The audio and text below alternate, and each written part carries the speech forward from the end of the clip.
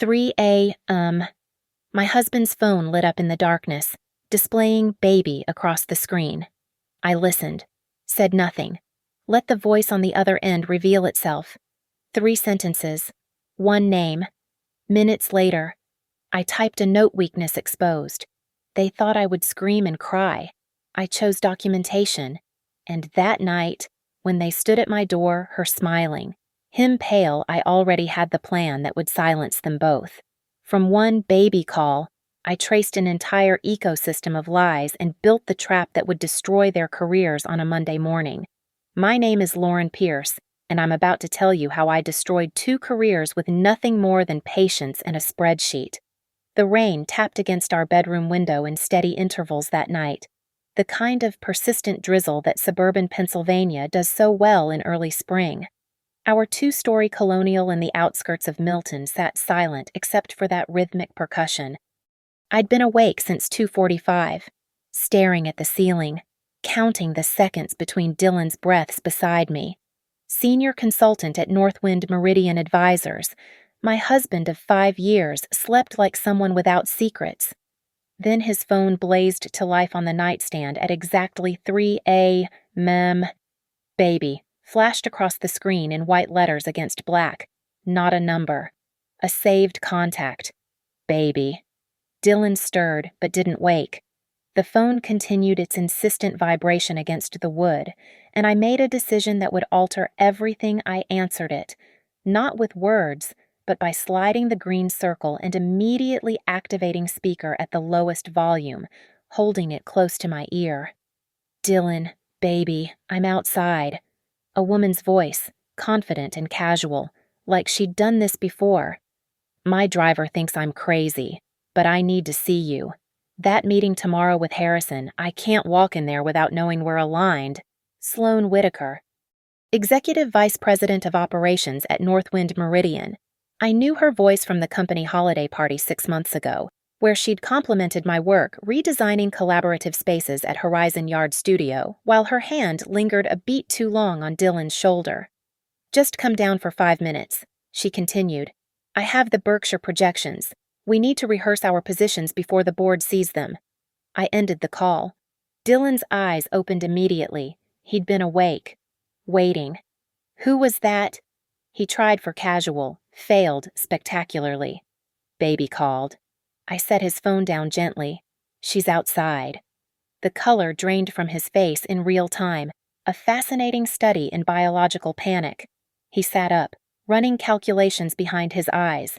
Deny, deflect, or confess I saved him the trouble. Your executive vice president is parked outside our home at 3 a.m. with board projections. I pulled my robe from the chair, movements deliberate and calm. Either this is the most dedicated leadership team in corporate America, or you've confused mentorship with something else entirely. Lauren, get dressed. I tied the robe with steady hands. We shouldn't keep her waiting. The walk downstairs took 37 seconds. I counted each one, cataloging details Dylan's Harvard t-shirt inside out, his hand gripping the banister, the way he kept trying to get ahead of me on the stairs. I reached the door first. Sloan stood on our porch in a Burberry trench, not a hair out of place despite the rain. The Lexus behind her idled at the curb, driver silhouetted in blue dashboard light. When she saw me instead of Dylan, her composure cracked for exactly half a second, a micro-expression of pure calculation before the mask returned. Lauren. She smiled like we were meeting at Whole Foods. I'm so sorry to disturb you. Critical board meeting tomorrow, and Dylan has the analytical models on his personal laptop. At 3 a.m. I stepped aside, gesturing her in. Please, come in. Dylan's right behind me. She hesitated, then crossed our threshold. Dylan stood frozen on the 3rd stair, caught between 2 forces. Actually, I said, closing the door behind her, this is perfect timing. I've been documenting some interesting patterns, and having you both here saves me 2 separate conversations. I walked to the kitchen, knowing they'd follow. They did. Under the pendant lights. I pulled out my phone and opened the note I'd started minutes earlier. Time-stamped, precise.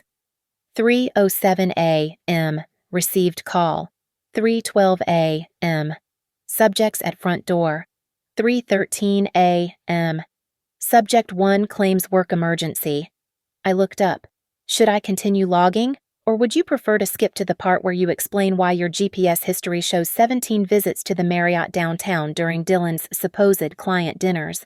Sloane's smile finally died. Dylan made a sound between a gasp and a whimper.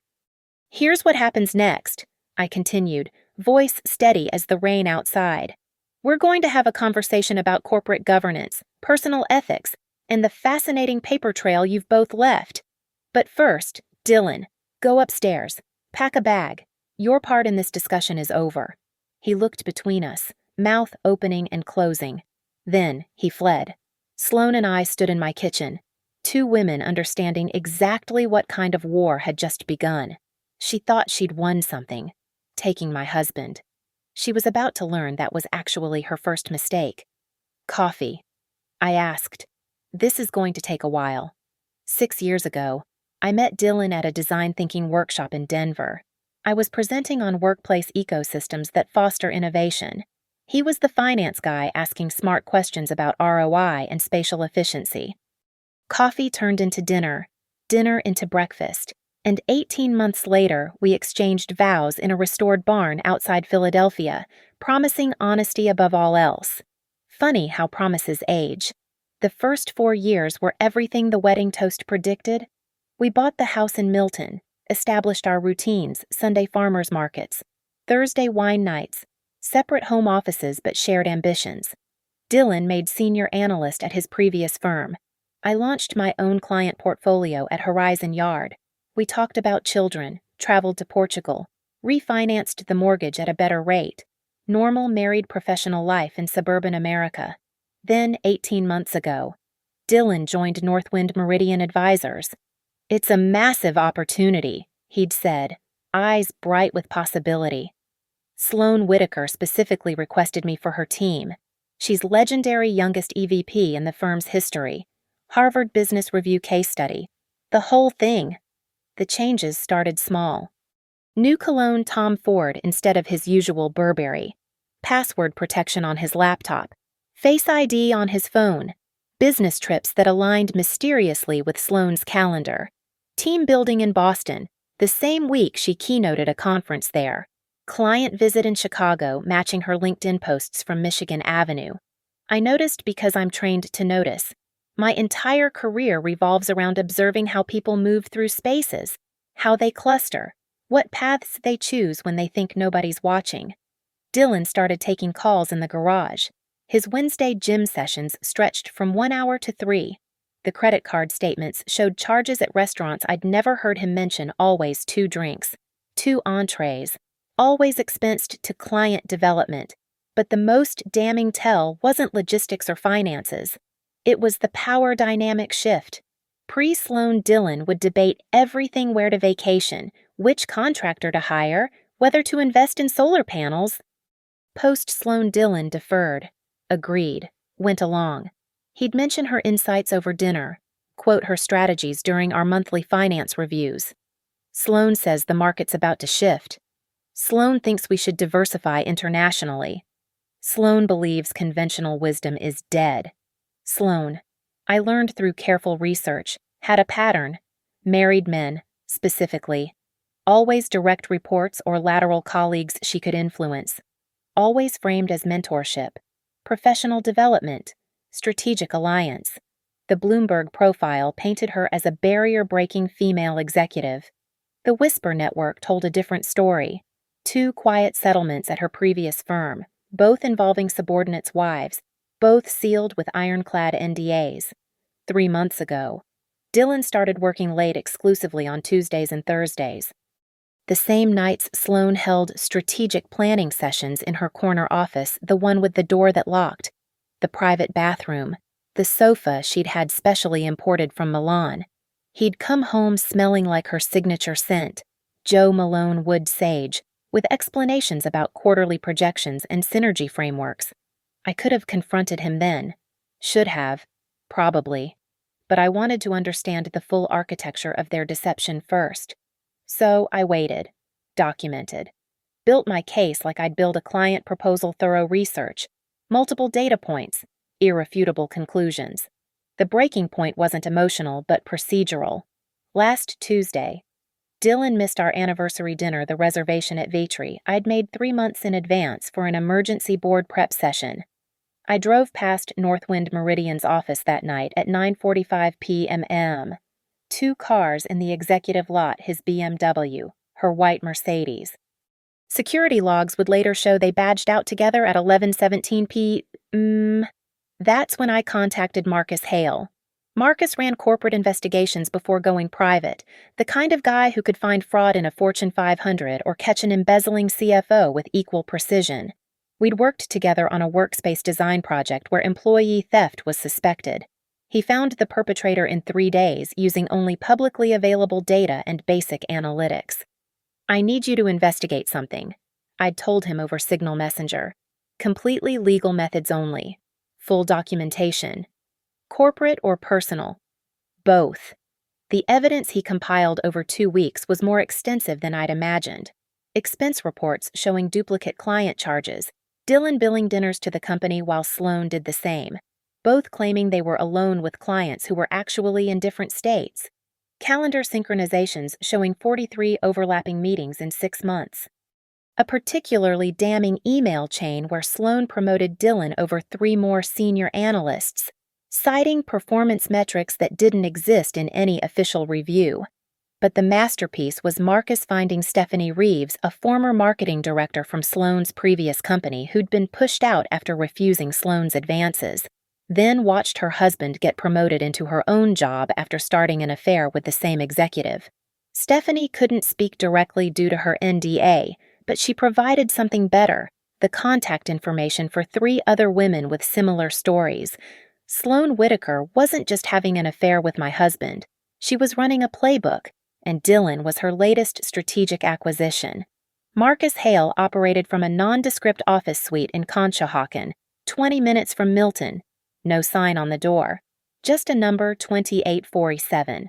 The Tuesday after I contacted him, I sat across from his meticulously organized desk while he outlined his methodology. 3 pillars of investigation, he said, sliding a document across the mahogany surface. Personal conduct, corporate violations, and pattern establishment. Everything admissible, everything legal, everything time-stamped. Marcus was mid-50s, silver-haired, with the precise diction of someone who'd testified in court more times than he could count. Former director of compliance at a Big 4 firm. He'd gone private after exposing an executive kickback scheme that saved his company $40 million in SEC fines. Pillar 1, personal conduct. I'll need access to shared financial accounts, joint credit card statements, phone records if you're on a family plan. I'd come prepared. 3 folders of statements, all legitimately accessible as joint account holder. Already pulled and digitized. Pillar 2, corporate violations. This is trickier without insider access, but public filings, LinkedIn analytics, and freedom of information requests can reveal patterns. Has your husband mentioned any promotions, bonuses, or project assignments that seemed unusual? Several. I showed him my notes. Dylan jumped 2 promotion cycles in 18 months. He's leading the Berkshire acquisition analysis despite 3 senior analysts with more experience. His year-end bonus was 40% above his peer group. Marcus made notes in careful script. Pillar 3, pattern establishment. You mentioned Sloan Whitaker has history. 2 sealed settlements at her previous firm, Meridian Capital Partners. Both involved subordinates' spouses.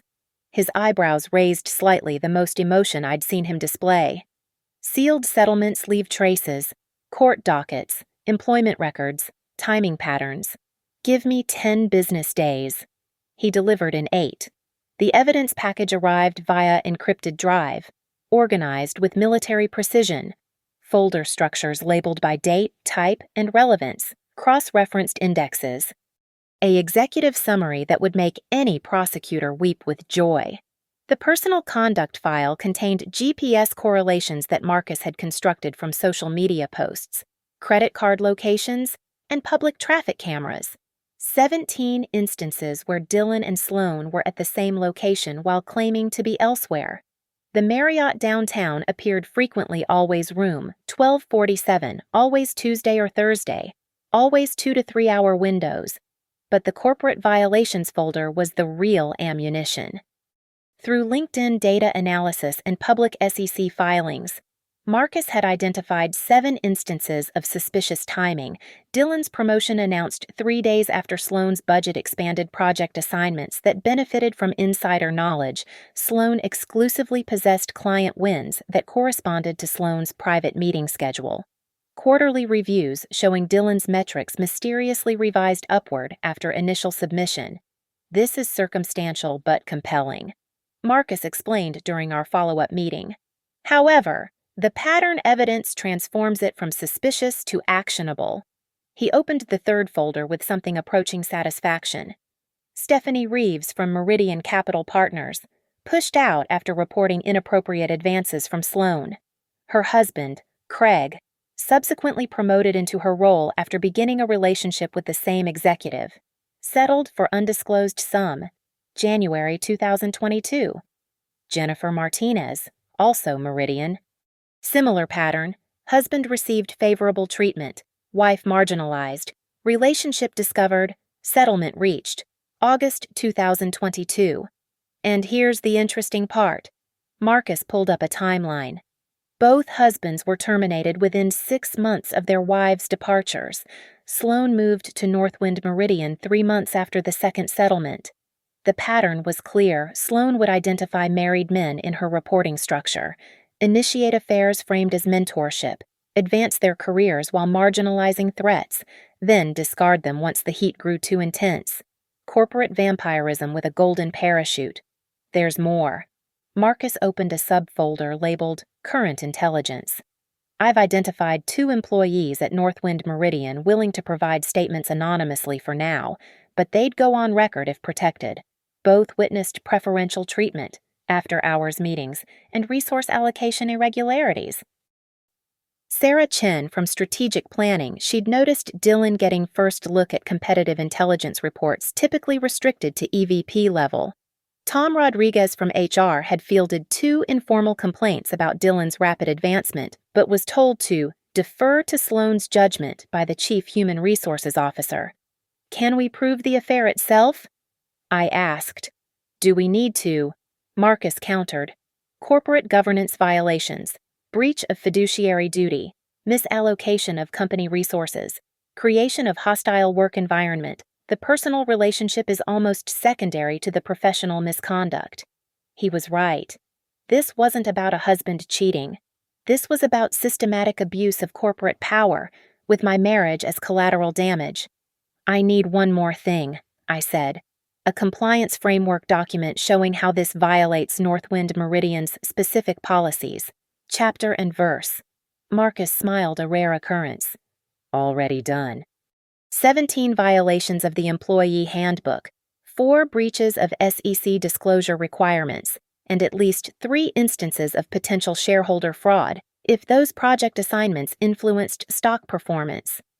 I spent the next 3 days organizing everything into what I privately called the architecture of truth, a blueprint for controlled demolition of 2 careers, every document copied in triplicate, every timestamp verified, every claim supported by multiple sources. The trap was built. Now I just needed them to walk into it. The kitchen pendant lights cast sharp shadows across Sloane's face as she sat at my breakfast bar, manicured fingers wrapped around the coffee mug I'd offered. Dylan had been upstairs for 10 minutes, presumably packing, but more likely panicking.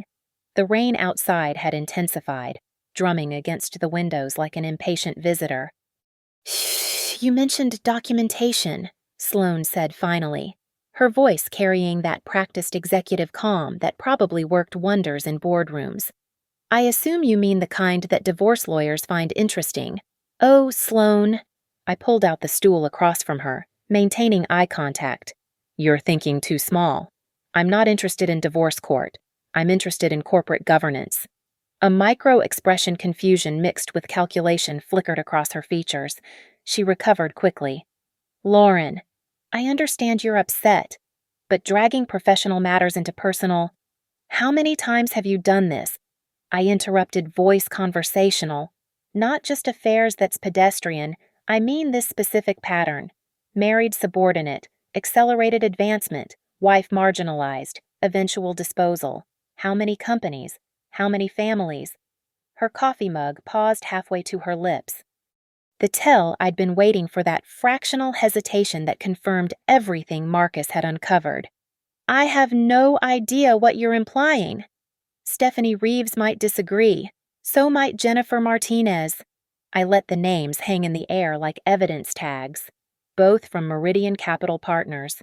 Both with husbands who experienced miraculous career growth under your mentorship. Both with sealed settlements that I'm sure included hefty NDAs. The mug came down with a precise click against granite. You've been busy. I've been thorough. There's a difference. I pulled out my phone, opened the executive summary Marcus had prepared. 17 policy violations at Northwind Meridian alone. SEC disclosure irregularities. Misallocation of company resources. The affair is actually the least interesting part of this document. You're threatening me. I'm offering you an opportunity. I stood, refilled my own coffee with steady hands. You see, Sloane, I don't care about my husband anymore. That ship didn't just sail, it sank somewhere around the 4th Marriott receipt. But I do care about patterns. About women like Stephanie and Jennifer who got pushed out of careers they'd built because you decided their husbands were acquisition targets. Dylan's footsteps creaked overhead. We both glanced up, then returned to our strategic standoff. What exactly do you want? Sloane's executive mask was firmly in place now. Negotiating mode activated. Option 1, I said, sliding a single page across the counter. You resign immediately. Personal reasons, effective immediately. You forfeit any severance beyond contractual minimums.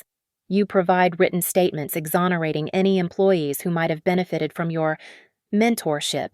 And you never work in financial services again, I'll be checking. She scanned the document with practiced speed. This is a legal draft. My attorney is very efficient. Option 2 is simpler but messier. The complete dossier goes to the board of directors, the SEC, the Department of Labor, and 3 journalists who specialize in corporate misconduct.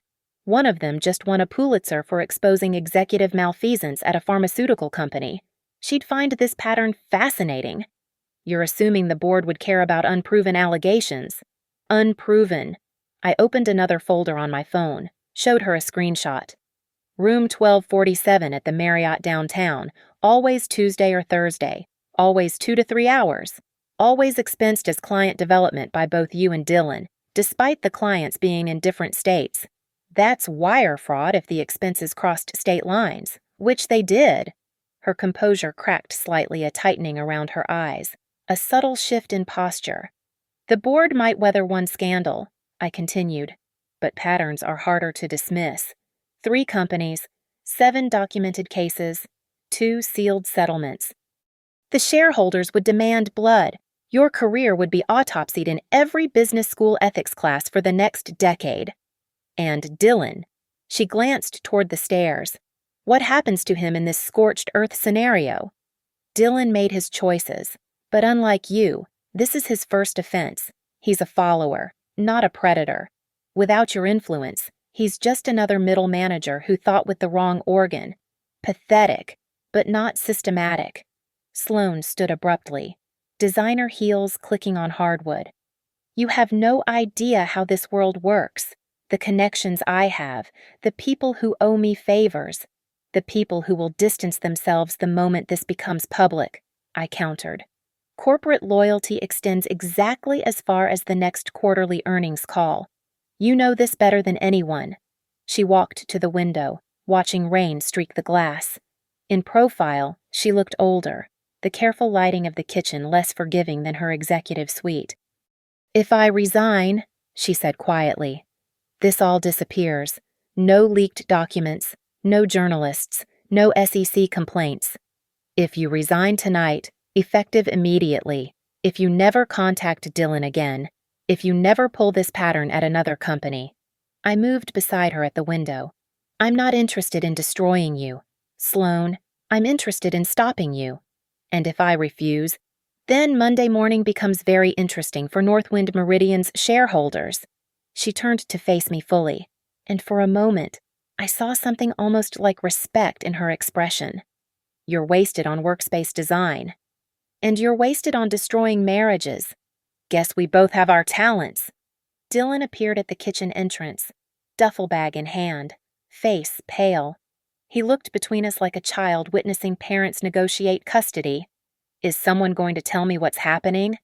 Sloan walked past him without acknowledgement, paused at the front door. You'll have my resignation within the hour, she said to me. Then, to Dylan, you were never that special, just convenient. The door closed with elegant finality. Dylan's mouth opened and closed soundlessly, the executive consultant finally out of analysis, out of words, out of options. Sit down, I told him. We're not done. The rain continued its percussion against the windows as I explained exactly how his convenient life was about to become remarkably inconvenient. Dylan collapsed onto the kitchen stool Sloan had vacated, his duffel bag dropping to the floor with a muffled thud. His Harvard t-shirt was still inside out, a detail that somehow made him look more pathetic than the affair itself. Lauren, please, let me explain. Explain what exactly? I pulled up the email app on my phone, showing him a screenshot I'd taken minutes earlier. Explain why you're already trying to warn her Lauren has evidence. Be careful. Sent 3:27 While you were supposedly packing, his face went from pale to gray. How did you? Your iPad syncs to your phone.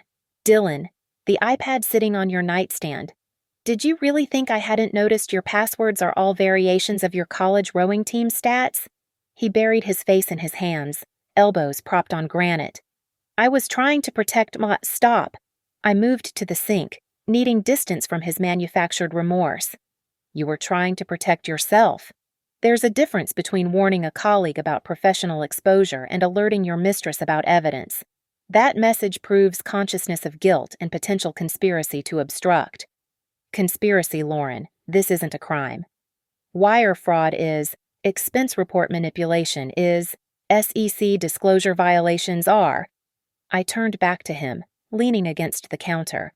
But more importantly for you, warning Sloan violates the post-incident communication clause in Northwind's employee handbook. Page 97, section 4.3. Once misconduct is reported or discovered, involved parties must cease all communication pending investigation. You memorized the employee handbook. I memorized the relevant sections. Marcus was thorough. Dylan's phone buzzed on the counter. A text notification. Emergency meeting scheduled 7 a.m. Monday. Board matter. Mandatory attendance. Looks like Sloan's resignation is processing, I observed. You should prepare for questions. What do I say? The truth, for once, though I doubt you remember what that looks like. He stood abruptly, pacing to the window. This will ruin my career, everything I've worked for. Everything Sloan handed you. You mean the promotions you didn't earn, the bonuses based on her influence, the projects you got through proximity to power rather than merit. That's not. He spun to face me. I'm good at my job. You're adequate at your job. The performance reviews before Sloan prove that. Consistent meets expectations. Occasional exceeds. Then suddenly, you're exceptional. Leading acquisitions, 40% bonus increases. My phone rang Marcus's number. I answered on speaker, making a point. Lauren, I've received confirmation. Sloan Whitaker submitted resignation to the board chair 17 minutes ago, effective immediately. Personal reasons cited. Thank you, Marcus. Please proceed with the next phase. Already in motion. The disclosure package for Dylan's situation will be ready by morning. Dylan's eyes widened. What disclosure package? I ended the call. The one that documents every improper benefit you received, every project that should have gone to senior analysts, every inflated performance metric. You have two options. Dylan, cooperate fully with the investigation, accept the consequences, maybe salvage something, or resist and watch everything unravel publicly? You're enjoying this. His voice carried a bitter edge I'd never heard before. I'm not enjoying anything. I'm executing a plan. There's a difference. My phone buzzed. A text from my sister Haley. Are you okay? It's almost 4 a.m. and you're online. I typed back, handling something. Call you tomorrow. Her response was immediate. Dylan, yes. Finally, Mom will be relieved. Even Haley knew. My younger sister who lived 3 states away, who I saw twice a year, knew something was wrong. The family WhatsApp group had been dancing around it for months. Careful questions about Dylan's busy schedule, gentle probes about my workspace projects. Everyone waiting for me to admit what they could all see. Your family knows, Dylan asked, reading over my shoulder another boundary violation in a night full of them. My family has eyes. Unlike me, apparently. They used them months ago. He returned to his stool, looking smaller somehow. What happens now tonight? I mean, do I stay? Go, what do you want? I want you to check your email. He pulled out his phone. Confused. A new message waited from my attorney. Time-stamped 3:41 a.m. Notice of separation and preliminary asset division. Sign it tonight. Dylan. Then leave. Take your bag. Take your car. Go to whatever hotel will have you at 4 a.m. on a Sunday. Don't contact me except through counsel. You had divorce papers drawn up already. I've had them for 3 weeks, since the night you missed our anniversary for board prep that wasn't board prep. He scrolled through the document on his phone, the legal language reflecting off his glasses. This is generous. You're not taking everything. I'm taking what's mine. The house I made the down payment with my inheritance from Dad, my retirement accounts, my business assets. You keep your car, your investments, your Northwind stock options, whatever they're worth after Monday. Why? He looked genuinely confused. You could destroy me financially too. Because I'm not Sloan. I don't need to acquire what isn't mine. I just need to remove what doesn't belong. He signed with his finger on the screen, the digital signature looking as shaky as his hands. Then he stood, grabbed his duffel, and walked to the door. At the threshold, he turned. I loved you, you know, before her. Maybe during. I don't know anymore. The saddest part, I said, is that you probably believe that? The door closed. His BMW started in the driveway, headlights sweeping across the kitchen windows as he reversed. Then darkness returned. Just the rain and the ticking clock and the strange hollow peace that comes after excising something rotten. My phone rang again. Mom's photo appeared on the screen. Martha Pierce, age 68. Retired federal judge who didn't sleep well since Dad died and definitely didn't call at 4 a.m. without reason. Haley told me, she said without preamble. I'm driving down from Boston. I'll be there by breakfast. Mom, you don't need Lauren Elizabeth Pierce. You just exploded your marriage at 3 in the morning. You need strong coffee, decent breakfast, and someone who's prosecuted white-collar crime to review whatever documents you're about to file. I'll see you at 8. She hung up before I could protest. Classic Martha strategic support disguised as maternal care. I walked upstairs to the bedroom that smelled like Dylan's cologne and Sloane's perfume, stripped the sheets with clinical efficiency, and threw them in the wash with enough detergent to kill any lingering traces. Then I opened my laptop and began composing the email that would reach the Northwind Meridian board at exactly 8 a.m. Monday morning. Subject line, formal notification of ethics violations and supporting documentation. The rain stopped just as dawn crept across the horizon. By then, I'd already laid the foundation for Monday's controlled demolition. Sunday crawled by in a haze of legal preparation and strategic planning. Mom arrived at 7:58 a.m. sharp, carrying her traveling coffee maker and a banker's box of files from cases she'd prosecuted that set precedent for corporate misconduct. We spent the morning transforming my dining room into a war room evidence walls, timeline charts, contact trees showing the infection pattern of Sloane's influence through Northwind's hierarchy. By Sunday evening, the dossier was complete. 3 versions, each tailored for its specific audience. Version 1, the board package, 47 pages of documented violations, cross-referenced with Northwind Meridian's corporate governance policies. Every claim supported by primary sources' emails, expense reports, calendar invitations, performance review discrepancies. Marcus's timeline showing the correlation between Dylan's advancement and Sloane's budget approvals. 2 sworn affidavits from current employees signed that afternoon after Mom convinced them their whistleblower protections would hold. The smoking gun, a PDF of Sloane's resignation email. Time-stamped 3:41 a.m., citing personal reasons effective immediately, highly unusual for an EVP to resign without notice in the middle of the night. Version 2, legal documentation, submitted to Northwind's chief legal officer. This contained everything from version 1 plus additional evidence of potential liability, the wire fraud implications of duplicate expense claims, the SEC disclosure issues around Project Berkshire where Dylan received material non-public information through his relationship with Sloane, the hostile work environment created by their affair's favoritism.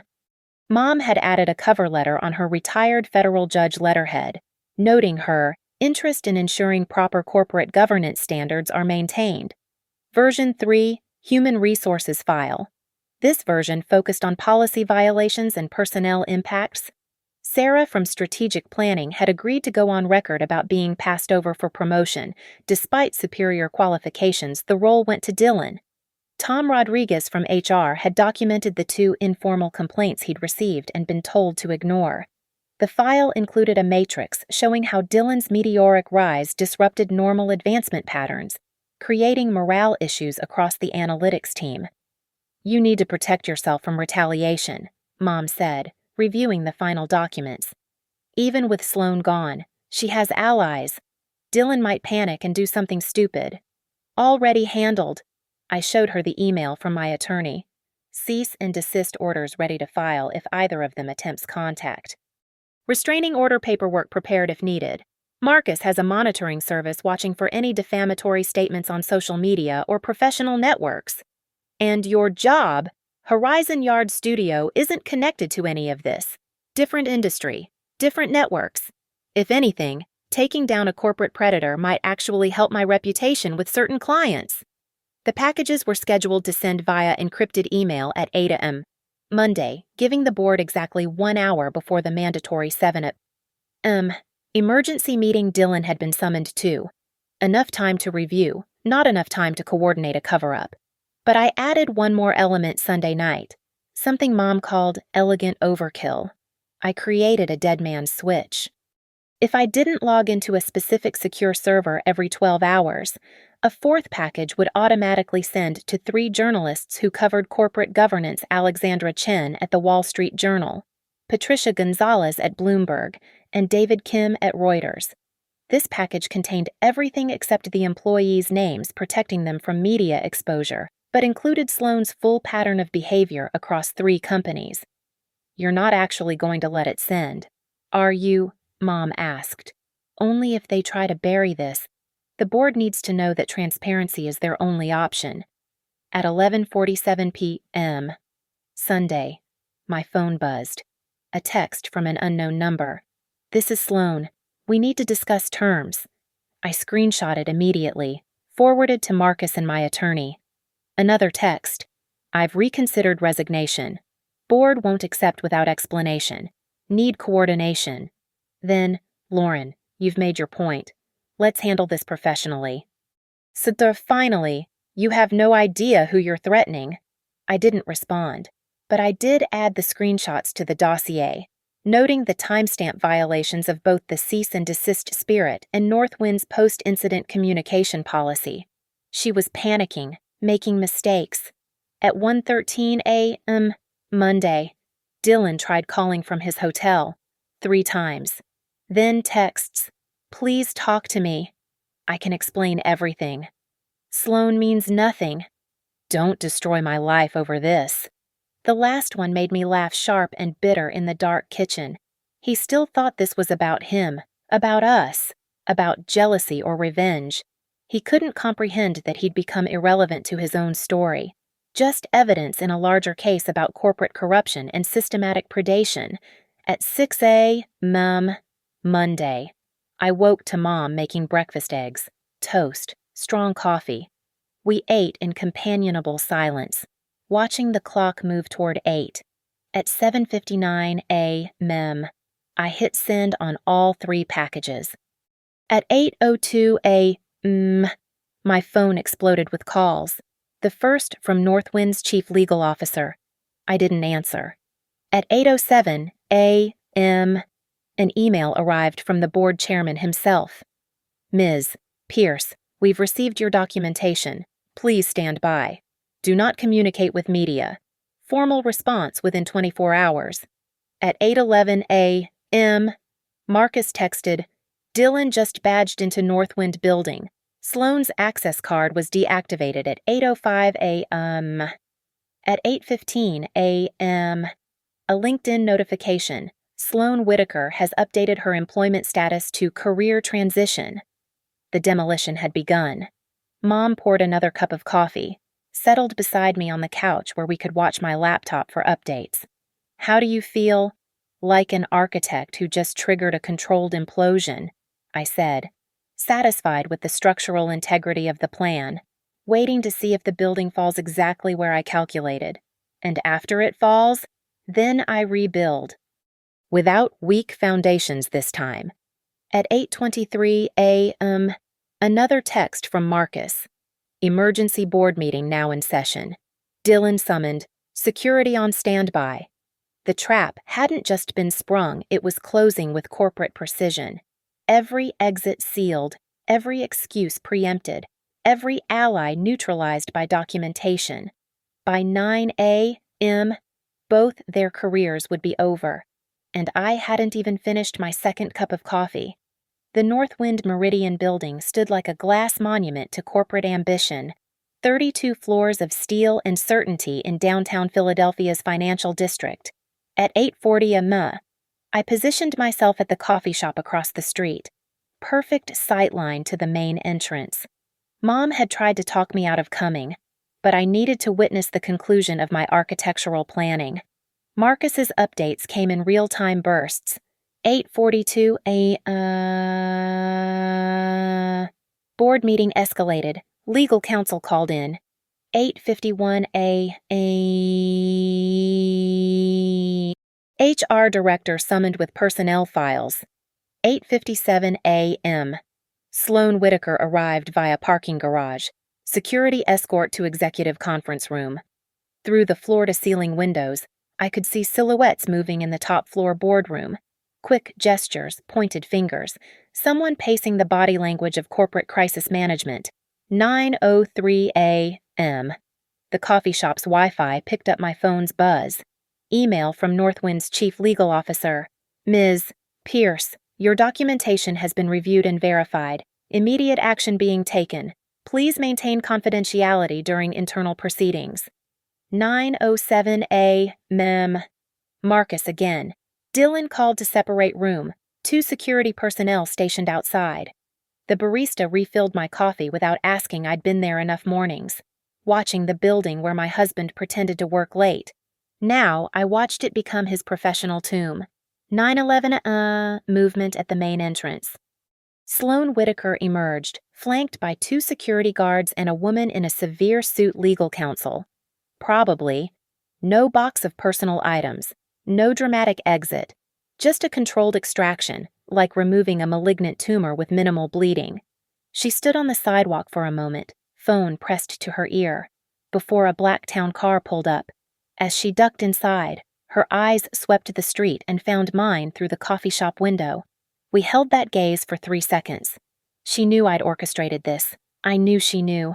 Then the car door closed, and Sloane Whitaker disappeared from Northwind Meridian forever. 9:19 a.m. They're showing Dylan the evidence, Marcus texted. Full presentation mode, projection screen. I could imagine it, my carefully constructed timeline displayed in damning detail, every favoritism, every manipulated metric, every project he hadn't earned, illuminated in corporate fluorescence. The emails where he'd forwarded confidential information to Sloane's personal account. The expense reports claiming client dinners in Philadelphia while the client's own social media showed them in Tokyo. The performance reviews Sloane had personally revised. Her digital fingerprints all over his inflated success. 9:29 a.m. The security desk called someone down. Through the window, I watched Dylan emerge from the elevator. A banker's box in his arms, the corporate walk of shame in real time. But it was his face that struck me. Not devastated or angry, just empty, like a program that had suddenly lost its code. His BMW was in the parking garage, but security walked him to the street instead. Company property, probably, leased under the executive package he no longer qualified for. He stood on the sidewalk where Sloane had been, looking lost. The box contained maybe 5 personal items, the Mont Blanc pen I'd given him for our anniversary, a framed photo I couldn't make out, a coffee mug, his Harvard alumni paperweight, 5 years at the company, 47 months of claiming to build a future, reduced to a box that weighed less than a laptop. His phone came out muscle memory. Probably. The executive reflex to check emails that would no longer come. The screen would be blank by now. Corporate accounts deactivated, building access revoked, calendar wiped. Digital execution was swift and thorough. 9:36 a.m. Official notification arrived via email. Dear Ms. Pierce, Northwind Meridian confirms that Dylan Carter's employment has been terminated effective immediately for violations of company policy sections 4.3, 7.8, and 12.1. Sloane Whitaker's resignation has been accepted and processed. No further action required from you at this time. The board extends its gratitude for bringing these matters to our attention. Gratitude. Corporate speak for, thanks for not going to the media first. I watched Dylan try his phone again, then again, finally understanding that the number I'd blocked wasn't going to answer, that his access to everything email, contracts, colleague numbers stored only in the company cloud had evaporated. He set the box on a concrete planter and sat beside it, head in his hands. For a moment, I almost felt something. Then I remembered room 1247, the anniversary dinner he'd missed, the promotion Sarah from strategic planning had deserved, the lies that came as easily as breathing. 9:41 a.m. Marcus appeared beside me in the coffee shop, ordered an espresso. Security footage from the executive floor was interesting. When they showed him the evidence about warning Sloane, he actually tried to claim it was matrimonial concern. Matrimonial concern? His words. The board's general counsel apparently laughed. Out loud. In the meeting. We watched Dylan finally stand, pick up his box, and start walking. No destination apparent, just movement. A man without coordinates in a city that had just expelled him from its ecosystem. The industry blacklist will be informal but complete, Marcus continued. Sloane's reputation will precede her anywhere in financial services. Dylan. He's just another analyst who got caught in an ethics violation. Unhireable at this level. Maybe able to rebuild from entry level somewhere that doesn't check references too carefully. What about Northwind? They'll announce restructuring, promote from within Sarah's getting Dylan's projects. I heard Tom Rodriguez is being brought into the investigation committee to prevent future incidents. The board's treating this as a case study in governance reform. My phone buzzed. A text from an unknown number. You've destroyed 2 lives over petty jealousy. I hope you're satisfied. Marcus glanced at it. Sloane. Different number than last night. She must have multiple phones. I screenshot it, forwarded to my lawyer. More evidence of harassment if we need restraining orders. Will you? I watched Dylan disappear around a corner, his box clutched like a life preserver in a flood he'd created. No, they're both finished. Sloane won't risk more exposure by continuing contact. Dylan. He doesn't have the resources or connections anymore. They're both effectively silenced. The coffee shop filled with the 9:45 a.m. rush workers from the surrounding buildings grabbing late breakfast, early meetings shifting venues. Normal Monday corporate life flowing around the crater where two careers had just imploded. "One more thing," Marcus said, sliding a flash drive across the table. "Complete backup of everything, encrypted, in case they try anything down the road." I pocketed it. "They won't. Sloane's too smart to risk criminal charges, and Dylan's too broken to fight." We sat in companionable silence, watching Northwind Meridian's lobby return to routine functioning. Just before 10 a.m., the building's LED news ticker updated with a brief announcement. Northwind Meridian announces executive restructuring, reinforces commitment to corporate governance excellence. Sanitized, corporate, final. "What now?" Marcus asked. "Now I go home, change the locks, and get back to designing workspaces that actually function." I stood, left cash on the table. My job is creating environments where people can do their best work. Turns out, sometimes that means removing the elements that corrupt the space. As I left the coffee shop, my phone showed one final notification: Dylan's LinkedIn profile had been deleted. Complete digital erasure, the modern equivalent of professional death. He'd been silenced forever, just as I'd planned, not through violence or public humiliation, but through the careful application of truth to a structure built on lies. The building never stood a chance. The locksmith arrived at noon Monday, efficient and discreet. Every lock changed, new keys cut, security codes reset. I watched him work with the satisfaction of someone debugging corrupted software, each turn of his tools removing another vulnerability from my system. Mom left after dinner, but not before helping me pack Dylan's remaining belongings into boxes marked for storage. Suits he'd worn to impress Sloane, watches he'd bought with bonuses he hadn't earned, the exercise equipment he'd claimed to use during those fictional gym sessions. All of it evidence of a life built on false foundations. By 10 p.m. Monday, I sat alone in my reorganized home office, laptop open to the final administrative tasks.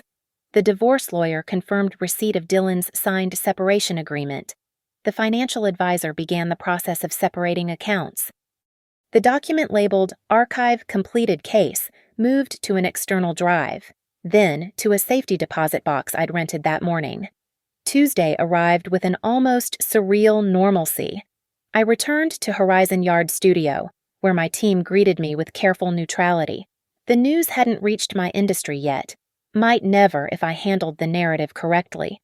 I dove into a workspace design for a biotech startup, losing myself in the clean logic of traffic patterns and collaboration zones. Wednesday brought the first aftershock. An email from Alexandra Chen at the Wall Street Journal she'd heard rumors about executive changes at Northwind Meridian. Did I have any comment? I forwarded it to my attorney, who responded with elegant deflection. The story died before it began. Thursday. Sarah from Strategic Planning sent a message through LinkedIn. "Thank you. I got the promotion and the Berkshire project. They're also implementing new governance policies. Your courage changed things."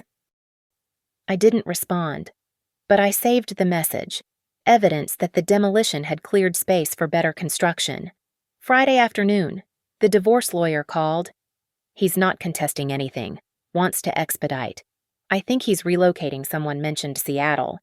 3,000 miles seemed about right, far enough to rebuild without the shadow of Northwind Meridian, close enough that he couldn't claim complete exile. Dylan would survive, probably even recover eventually, but he'd never again reach the heights Sloane had artificially lifted him to. His silence would be geographical as much as professional. 1 week became 2. Sloane Whitaker's name disappeared from financial services entirely. A contact at Meridian Capital mentioned she'd relocated to London, possibly consulting, definitely outside the U.S., regulatory reach. The ocean between us felt like appropriate insulation. Dylan's final text came on a Sunday. 2 weeks after that, 3 a.m. phone call. "The papers are filed. I'm leaving Tuesday. I'm sorry for everything." I deleted it without responding. Some conversations deserve no conclusion. 3 weeks after the demolition, I stood in my kitchen at 3 a.m., Not because of insomnia or anxiety, but because I'd woken naturally, peacefully, to get water. The house sat silent except for the gentle hum of appliances, the tick of the hallway clock, no phone blazing with baby, no lies dressed as business trips, no perfume that wasn't mine lingering in spaces it didn't belong. I thought about Stephanie Reeves and Jennifer Martinez, the women whose careers Sloan had destroyed before mine. They'd signed NDAs, taken settlements, disappeared quietly, but their evidence had helped build the case that finally stopped the pattern. Sometimes silence is strategic, not surrender. My phone showed 0 notifications, email inbox organized and current, calendar filled with legitimate meetings, real projects, actual life. The architecture of my existence restored to structural integrity. I closed the Archive Completed Case folder one final time, then emptied it from the computer's trash. The evidence would stay in the safety deposit box insurance against future attempts at revenge, but the active file was done. Case closed. Building demolished. Ground cleared for new construction. The last update came from Marcus a month later. A simple text. Northwind appointed new EVP. Strong governance background. 0 tolerance policy enacted. Your blueprint worked. I didn't reply, but I smiled. Then I deleted his number too. Some might say I destroyed 2 lives over infidelity, but I prefer to think I revealed the truth about 2 people who'd built careers on deception. The silence that followed wasn't my creation. It was the natural consequence of removing the false amplification they'd relied on. Dylan and Sloan had constructed their own demolition. I just provided the precise point of pressure that brought it down, cleanly, legally, permanently. The rain returned that night, tapping against windows that now reflected only my own space, my own choices, my own future. I made coffee good coffee, not the bitter brew Dylan preferred, and sat at my breakfast bar reviewing designs for a new project. A complete workspace renovation for a company that had just cleaned house after an ethics scandal. They wanted an environment that promoted transparency, accountability, and genuine collaboration. I knew exactly how to build it. After all, I'd recently become an expert in tearing down structures that harbored corruption. The phone never rang at 3 a.m. again, and in that silence, that perfect, earned silence, I rebuilt everything that mattered. Thank you for listening to my story. I'm curious, where are you listening from? Please subscribe to the channel and share your thoughts in the comments below. Have you ever faced a situation where you had to choose between emotional revenge and strategic justice? I'd love to hear your perspective.